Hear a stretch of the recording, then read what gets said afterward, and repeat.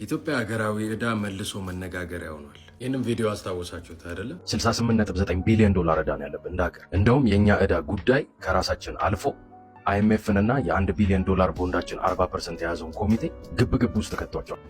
ዛት ቪዲዮ እንደሰማችሁት ያኔ 68.9 ቢሊዮን ዶላር ነበረ። አሁን ጨምሯል። 71.379 ቢሊዮን ዶላር ነው። ዳታውም የተወሰደው ከዚህ አዲስ የዓለም ባንክና የአይኤምኤፍ ጆይንትሊ የሰሩት የዴት ሰስቴናቢሊቲ አናሊሲስ ሪፖርት አንድ 28 ገጽ ነው። እንደውም እንድታነቡት ቴሌግራም ቻናሌ ላይ አርጌ የነበረ ቀን ላይ እና እስቲ ሌትስ ቶክ አባውት ኢት።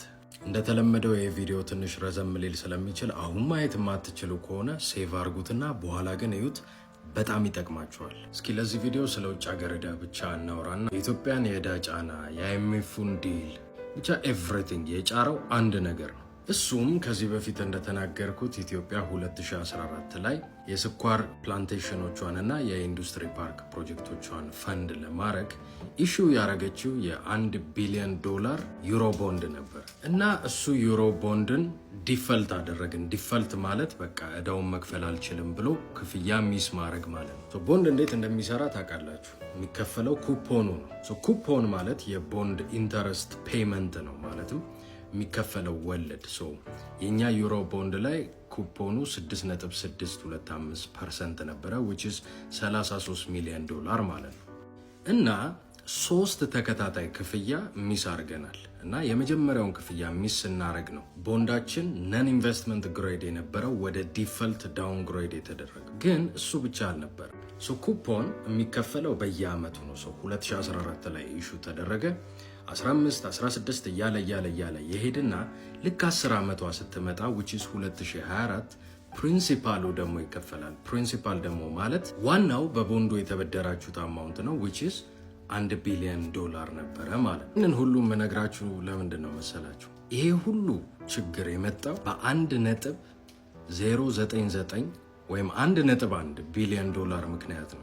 ይህንን ማንሳት ለምን አስፈለገ? ቅድም እንዳልኩት ኢትዮጵያ 71 ቢሊዮን ዶላር በላይ ዕዳ ያለባት ሀገር። እሱን ተዉትና እንደውም ይሄ ሪፖርት ላይ በጣም የገረመኝ ነገር የሪፖርቱ ገጽ 5 ፉተር ላይ ኢትዮጵያ በ1996 የተፈረመ HIPC የሚባል አግሪመንት አለ፣ የአይኤምኤፍ አግሪመንት እና ከዛ በፊት ከነ ሊቢያ እና ኢቭን አሁን የሌለችዋ የድሮዋ ዩጎዝላቪያ ሁላ የተበደረችው 525 ሚሊዮን ዶላር ዕዳ አለብን እስካሁን ድረስ። እንግዲህ ይሄ ከአገራት ነው። ግን ከኮመርሻል ክሬዲተርስ ደግሞ ሌላ ያልተከፈለ 32 ሚሊዮን ዶላር አለ ከ1990 ጀምሮ ሲንከባለል የመጣ እና ይሄ ሁሉ ዕዳ እያለ የቆየ ዕዳ አንድ ላይ ተደማምሮ ከውስጥም ከውጭም የድሮም ያሁኑም ተደማምሮ 71 ቢሊዮን ዶላር የሚሆን ዕዳ እያለ ይህንን ሁሉ ውጥንቅጥ የፈጠረው ግን ያልተከፈለ 1.1 ቢሊዮን ዶላር ቦንድ ነው።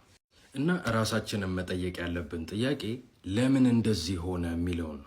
ኢትዮጵያ ስትበደር ነው የኖረችው። ስፔሻሊ ከ2017 በፊት የነበረው እድገት ኦልሞስት በሙሉ ከውጭ በሚመጣ ብድር ነው፣ በዶነር ፓርትነርስ ድጋፍ ነው። ዓለም ባንክ በሉት፣ የተለያዩ ሀገራት መንግስታት፣ መልቲላተራል ኤድ ኦርጋናይዜሽንስ ምናምን። ባይ ዘ ዌይ እቺን ቴብል በደንብ ተመልከቷት። አይኤምኤፍ ስንት ሰጠ፣ ዓለም ባንክ ስንት ሰጠ፣ ዲቢ ስንት ሰጠ ይታወቃል እኮ። እና እንዴት ነው እቺ 1.1 ቢሊዮን ዶላር ይህንን ሁሉ ረብሻ የፈጠረችው? እሱ በጣም ቀላል ነው። እቺ 1.1 ቢሊዮን ዶላር ኢንተረስታቸው ፕሮፊት በሆኑ ኢንቨስተርስ እና ተቋማት ተሻምተው የገዙት ቦንድ ዕዳ መሆኑ ነው። እዚህ ከጀርባ የምትመለከቱት እንግዲህ 20ዎቹ ትልልቅ ቦንድ ሆልደርስ የቦንዱን ወደ 45% እነዚህ 20ዎቹ ብቻ የያዙት ኢንቨስተርስ ናቸው። እና አብዛኞቹ እንደምታዩት ኮሌክቲቭ ኢንቨስትመንት ስኪምስ ናቸው። ሚውቹዋል ፋንድስ፣ ኢቲኤፍስ፣ ኢመርጂንግ ማርኬት ቶታል ሪተርን ፋንድስ፣ ዴት ፋንድስ ወዘተ። እነሱ ደግሞ በዕዳ ቀልድ አያውቁም።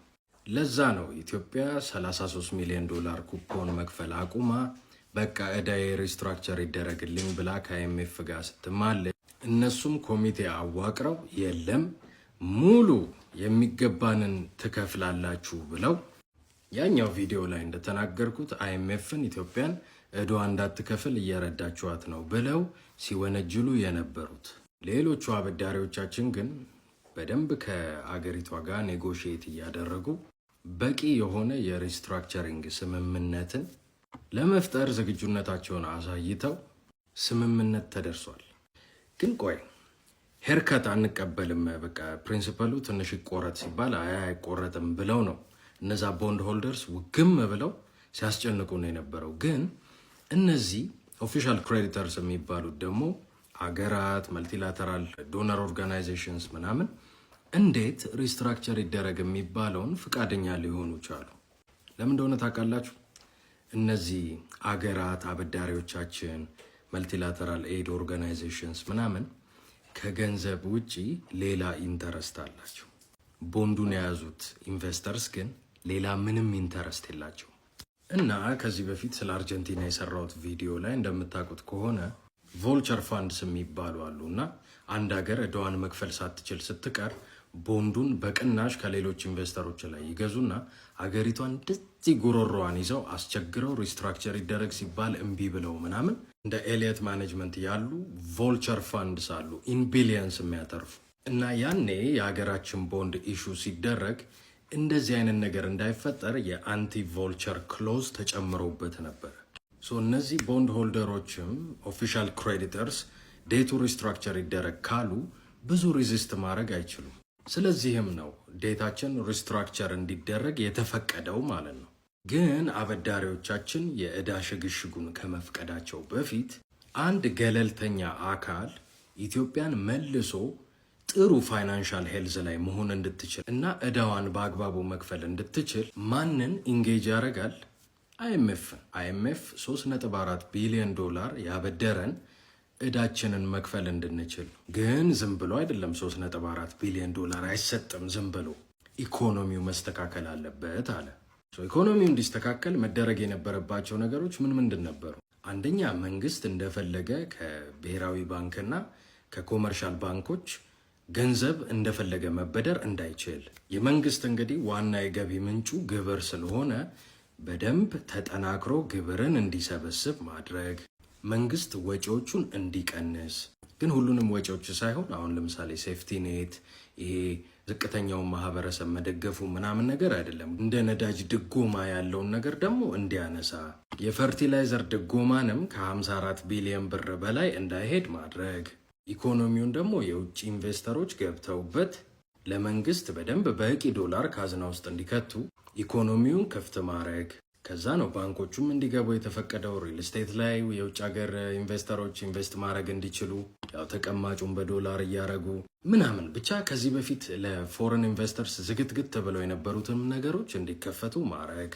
ኤክስቼንጅ ሬቱንም እንግዲህ በቲዮሪ እኔ ፔፐሬ ላይም ሰርቸዋል ይባላል።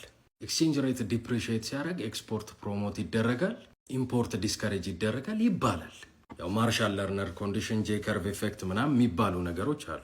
ግን እሱን አሁን ከቨር አላረግም። ብቻ ኤኒዌይስ ሪሊስቲክ የሆነ ይሄ ኦቨር ቫሊዩድ የነበረውን ከረንሲያችንን ወደ ሪሊስቲክ ቫሊዩ እንዲመጣ ማድረግ። እነዚህን ነገሮች ኮንዲሽን አላደረጋችሁ አይኤምኤፍ።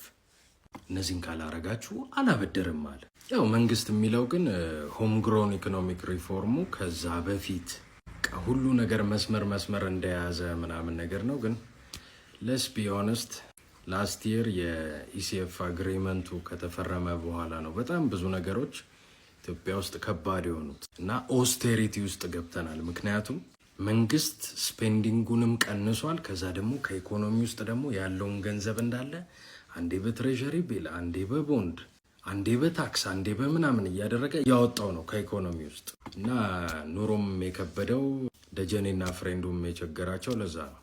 ብቻ እስቲ ለዛሬ ይህን ያህል ካልኩኝ ይበቃኛል። የሚቀጥለውን ደግሞ በሚቀጥለው ቪዲዮ። ለዛሬ ይኸው ነው። ይመቻችሁ።